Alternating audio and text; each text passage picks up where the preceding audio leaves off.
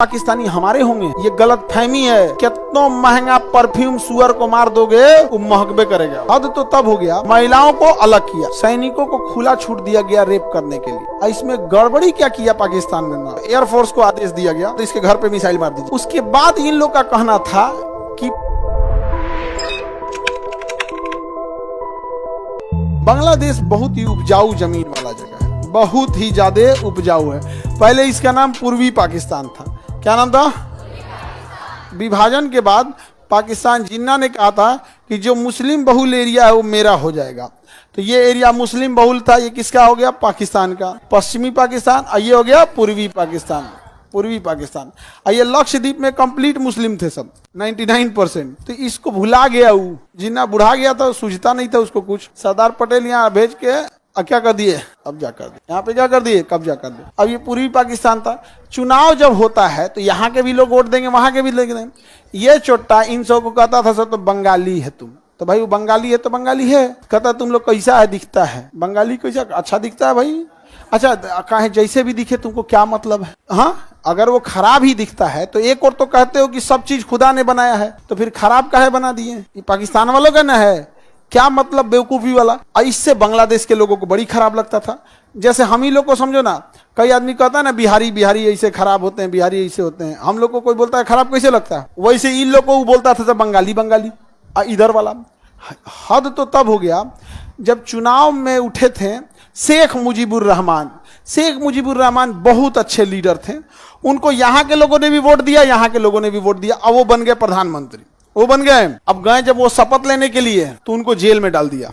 Jail में डाल दिया, तुम बंगाली प्रधानमंत्री कैसे बनेगा? और ये पाकिस्तानी हमारे होंगे? हाँ, ये गलत फहमी है। कितना महंगा परफ्यूम सुअर को मार दोगे वो महकबे करेगा। जो अपने प्रधानमंत्री का नहीं हुआ, इलेक्टेड प्रधानमंत्री जेल डाल दिया, समझ में आ गया? तो बांग्लादेश के लोगों ने कहा कि जब तुम हमारे साथ इतना भयंकर अत्याचार करेगा और पक्षपात और भेदभाव की तो ये सीमा लांघ दिया तुम, तो हम तुम्हारे देश में काहे रहेंगे? हम अपना देश काहे नहीं बना ले? तो इन लोगों ने हथियार उठा लिया और नाम रखा उस सेना का मुक्ति वाहिनी। भारत ने उन्हें हथियार दे दिए, मदद किया यहाँ पे। ठीक है, आप वहां पे पाकिस्तान आग बबूला हुआ और जनरल टिक्का खान को भेजा। किसे भेजा? जनरल टिक्का खान को। टिक्का खान को बूचर ऑफ द ढाका कहा गया। ढाका का कसाई, ढाका का कसाई उसने कटवा दिया। और टिक्का खान जितना अय्याश पूरे पाकिस्तान में नहीं था।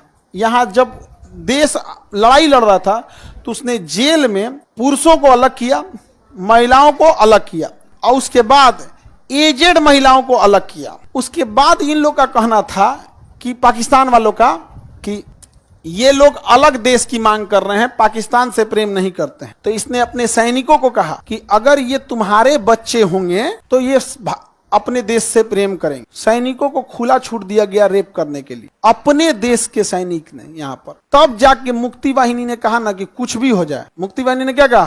कुछ भी हो जाए छोड़ेंगे नहीं। मार के ध्वज पूरा उड़ा दिया गया। और तब तक आर्मी पहुंची, एयरफोर्स पहुंची, ये भी। इसमें गड़बड़ी क्या किया पाकिस्तान ने ना, पहले खुदे अटैक कर दिया। वो बैला पहले खुदे अटैक कर दिया, और जब खुदे अटैक कर दिया तो हम लोग को क्या मिल गया? बहाना। अब तो हम लोग मारे इधर से नेवी ले आके धो दिए लोग। और नेवी अभी धोइए रही थी कि सुबह शाम को पहुंच गई एयरफोर्स, अतले रात में पहुंच गई आर्मी। लेकिन न एयरफोर्स को रास्ता पता, न आर्मी को, न नेवी को। तो मुक्ति वाहिनी वाला बताता था सब, ब्रिगेडियर साहब इधर आइए, हैकरा मारिए। तो क्योंकि पता नहीं चलता था एक ही जगह पे कौन पाकिस्तान प्रेमी है, कौन बांग्लादेशी प्रेमी है। समझ में आ गया कि नहीं आ गया? तो खोज खोज के हम लोग की मदद किसने किया? किसने किया? मार के उड़ा दिया मुक्ति वाहिनी। किसको? पाकिस्तान को। और हम लोग क्या किए? यहाँ से गए, अब पाकिस्तान को यहाँ से रास्ता रोक दिया। कहे कोई नेवी इधर से नहीं जाएगी। पाकिस्तान की नेवी कहेगी मार रहा है उधर, इधर रहो। एयरफोर्स को कहा गया इधर जाएगा, मार के उड़ा देंगे। एयरफोर्स भी नहीं जा सकती है, तो पैदल जाओगे किधर? पाकिस्तान ने कहा कोई बात नहीं, हमारे 93,000 बहादुर सैनिक इधर हैं। 93,000 बहादुर सैनिक। हमारे मानेकशा जनरल थे ना, उन्होंने एक बार कहा था कि हथियार डाल दो वरना बहुत बुरी तरह मारे जाओगे। तुम्हें एक दिन का मोहलत देते हैं, हथियार डाल दो। तो हथियार नहीं डाल रहे थे सब। तो काक्स बाजार में इनका राज्यपाल रहता था। काक्स बाजार में कौन रहता था? राज्यपाल। तो एयरफोर्स को आदेश दिया गया कि जब राज्यपाल डिनर दोपहर में लंच करने जाएगा ना तो इसके घर पे मिसाइल मार दीजिएगा। वो लंच करने गया वहां से वायरलेस कर दिया गया, गाड़ी निकल गई लंच करने के लिए, कोई बात नहीं। कलकत्ता से उड़ान भरी एयरफोर्स, धा ऐसे मिसाइल मारी काक्स बाजार का, उसका गवर्नर का घरे उड़ गया। कहा कि अभी भी कुछ कर रहे हैं, लंच करने गए थे। और हमको ऐसा मत समझिएगा कहाँ लंच करने गए थे, पता नहीं था। घेर लिया गया चारों ओर से, किसको? बांग्लादेश। कैसे घेर लिया गया? बांग्लादेश को। अब पाकिस्तान की 93,000 फौज सरेंडर की थी, 93,000 फौज कर सरेंडर की थी। और सरेंडर कराने कौन गया था? जनरल जैकब, यहूदी थे।